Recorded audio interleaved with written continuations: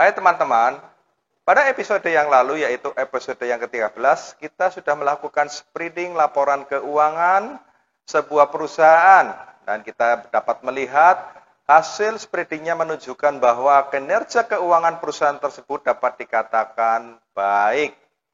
Jadi kalau perusahaan tersebut meminta kredit dan berdasarkan aspek finansialnya saja kita dapat rekomendasikan. Tetapi seperti kita ketahui, untuk merekomendasikan suatu pembiayaan kredit, kita harus melihat seluruh aspek yang harus dianalisis.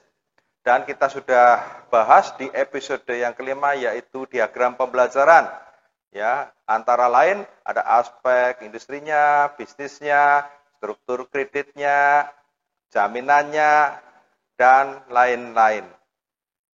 Pada episode kali ini, yaitu episode yang ke-14, kita akan melakukan spreading laporan keuangan sebuah perusahaan yang kinerja keuangannya dapat kita katakan tidak baik.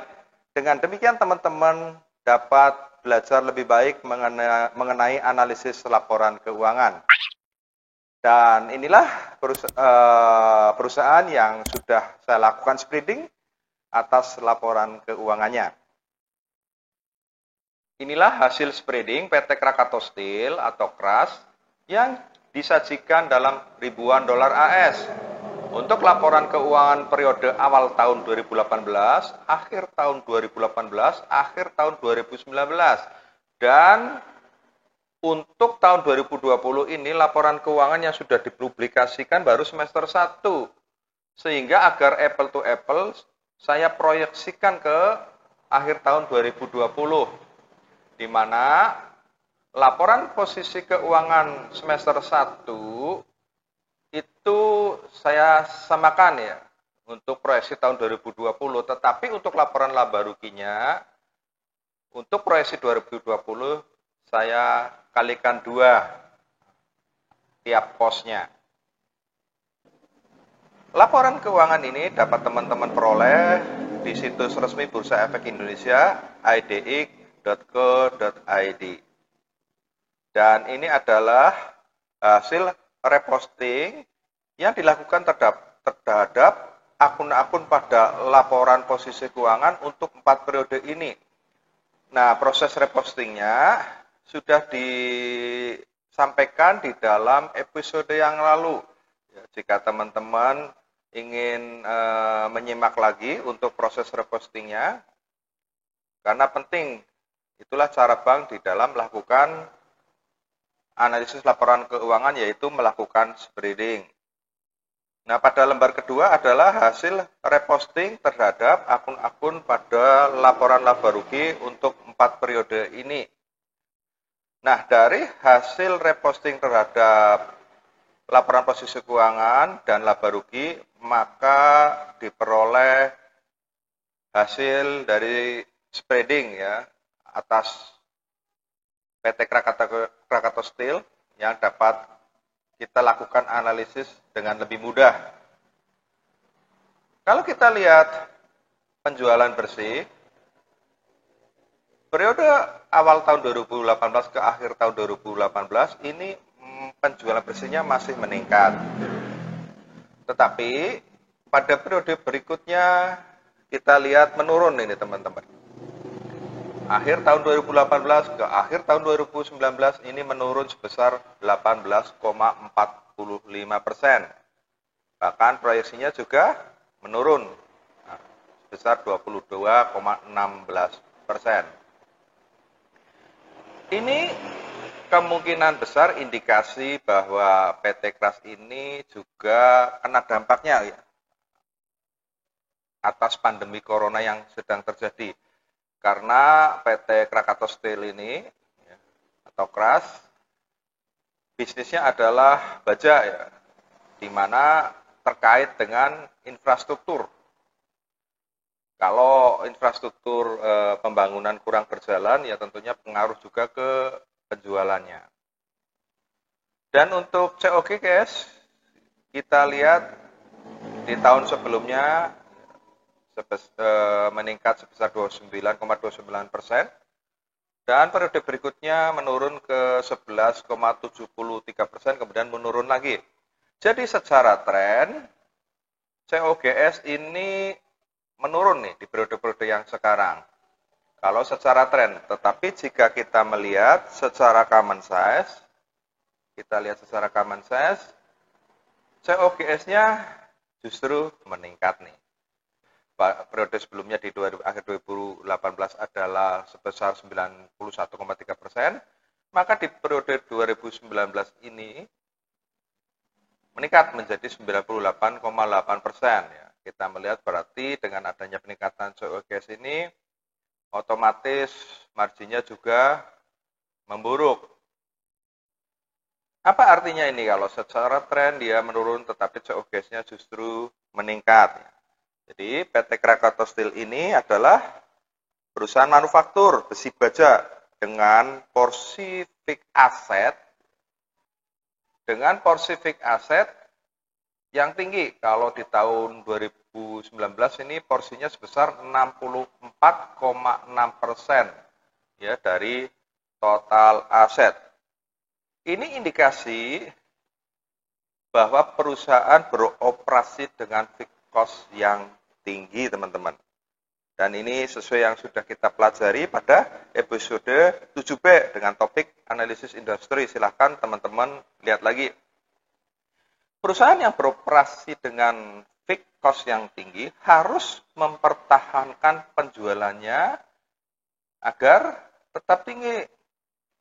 Kenapa? Karena fixed cost itu akan selalu ada. Dan fixed cost untuk keras ini tinggi. Itulah sebabnya dengan penjualan yang menurun sebesar 18,45% tadi, 18,45%, COGS porsinya atau marginnya justru menipis karena memang fixed cost-nya selalu ada dan tinggi. Ini mencerminkan juga untuk COGS yang tinggi adanya biaya produksi yang tinggi. Jadi, perusahaan akan semakin besar kerugiannya kalau penjualannya menurun. Karena itu, perusahaan harus meningkatkan nih penjualannya dan melakukan penghematan, ya, efisiensi. Tetapi, jika saya baca ya dari penjelasan dari manajemen PT Kras dan juga teman-teman bisa lakukan googling. Saat ini perusahaan menghadapi persaingan yang tinggi, khususnya baja impor dari Cina.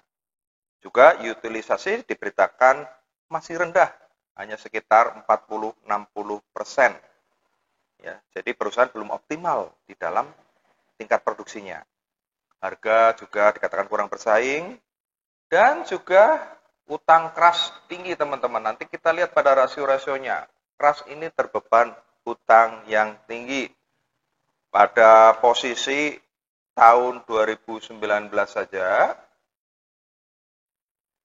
utang keras itu mencapai sekitar 40 triliun utangnya.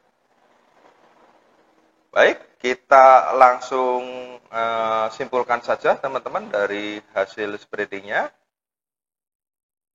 Ini sales menurun, tadi sudah dijelaskan, COGS juga sudah, dan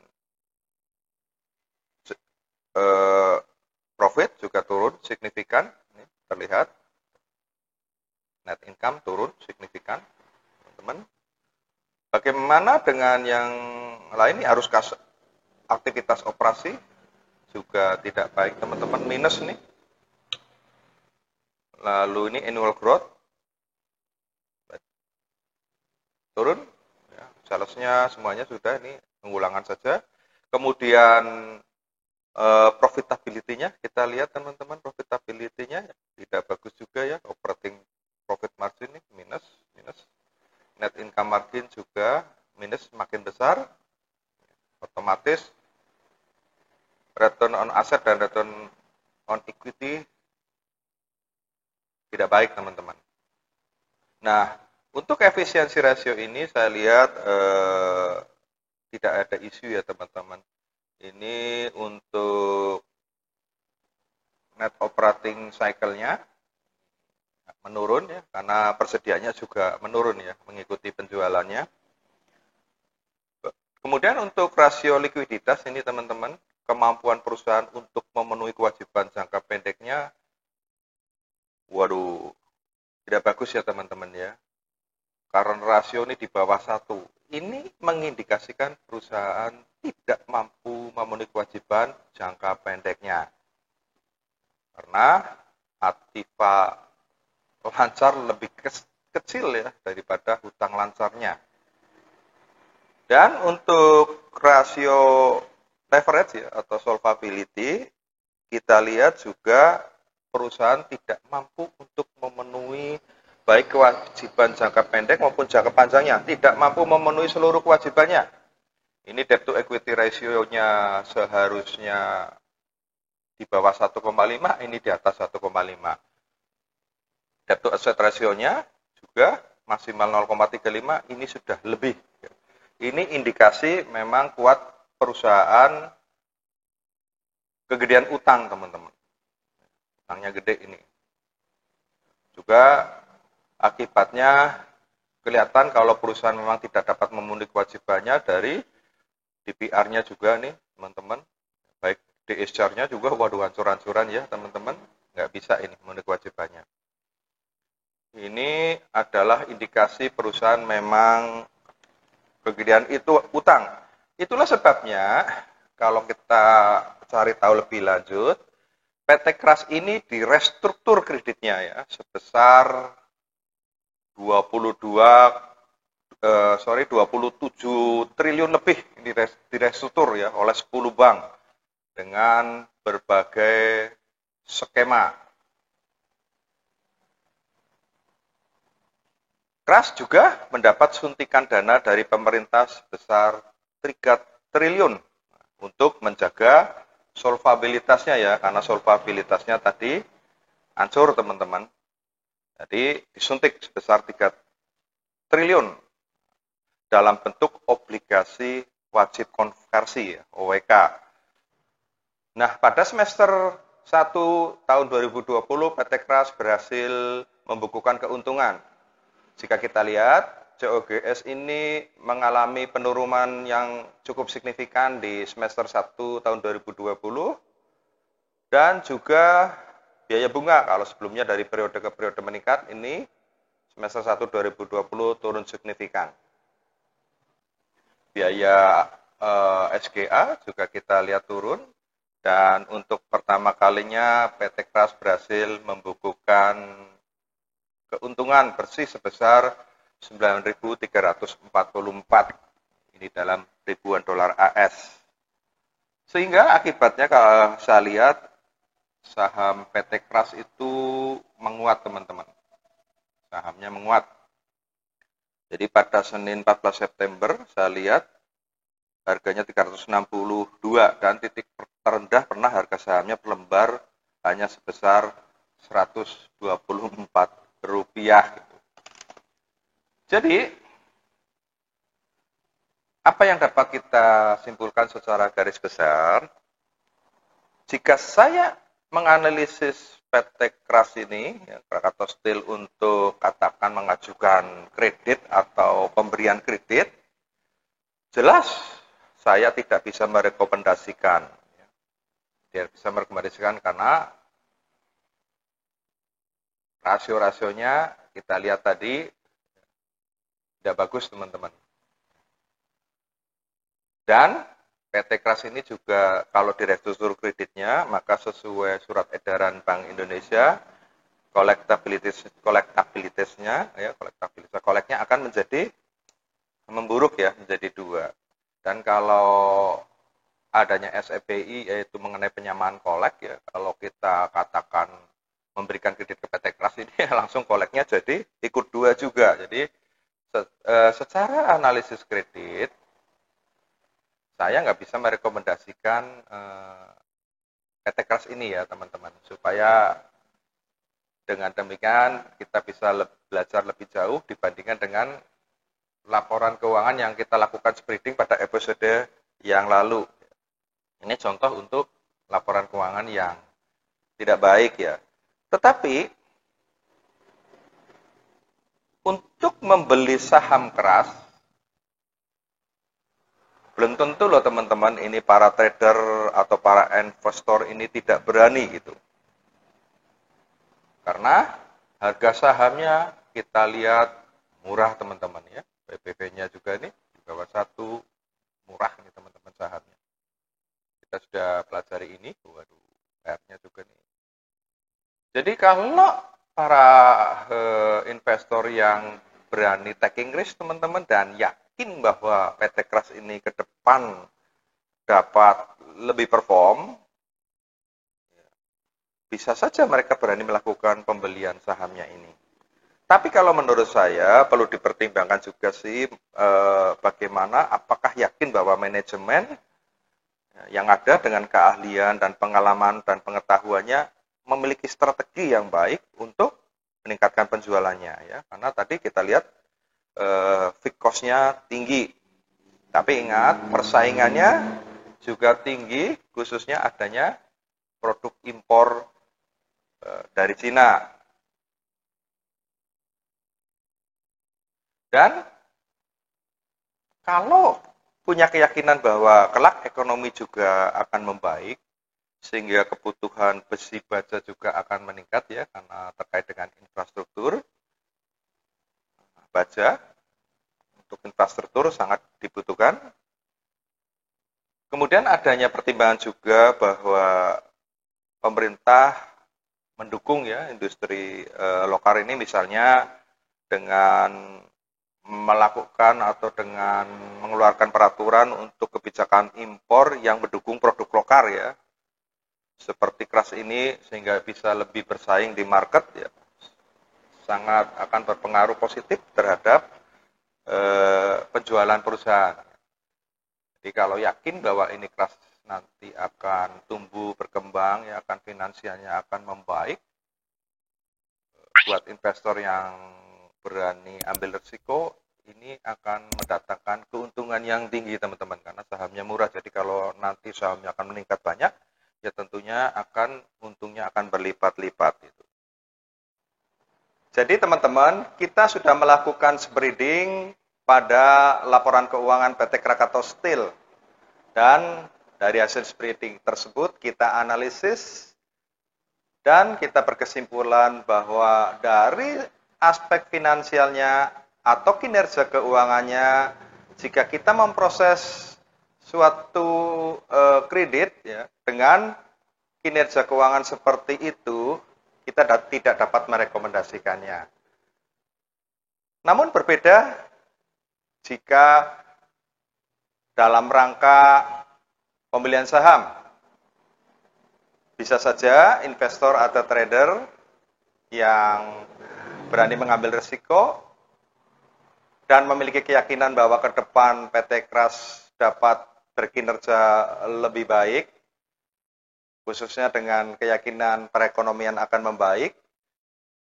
Dan Menteri BUMN Pak Erick Thohir sendiri juga menaruh perhatian pada PT Kras ini, dapat saja melakukan pembelian saham. Menurut saya, analisis fundamental saham mirip dengan analisis pemberian kredit. Analisis fundamental saham memastikan bahwa perusahaan memiliki fundamental yang baik, sehingga ke depannya diharapkan berkinerja baik dan harga sahamnya juga meningkat dan investor memperoleh keuntungan. Kalau analisis pemberian kredit juga sama, memastikan perusahaan memiliki fundamental yang baik dan kedepannya berkinerja lebih baik lagi, sehingga dapat memenuhi kewajibannya kepada bank. Itu dari sisi aspek finansialnya saja, karena seperti kita ketahui untuk pemberian kredit ada banyak aspek yang harus kita analisis dan harus kita pertimbangkan, seperti industrinya, manajemennya, bisnisnya, jumlah kredit yang diberikan, struktur kreditnya, tujuan kredit, jaminan, dan lain-lain seperti yang sudah kita bahas pada episode kelima yaitu alat bantu analisis kredit. Demikian teman-teman untuk episode ke-14 ini. Terima kasih. Sampai ketemu di episode berikutnya.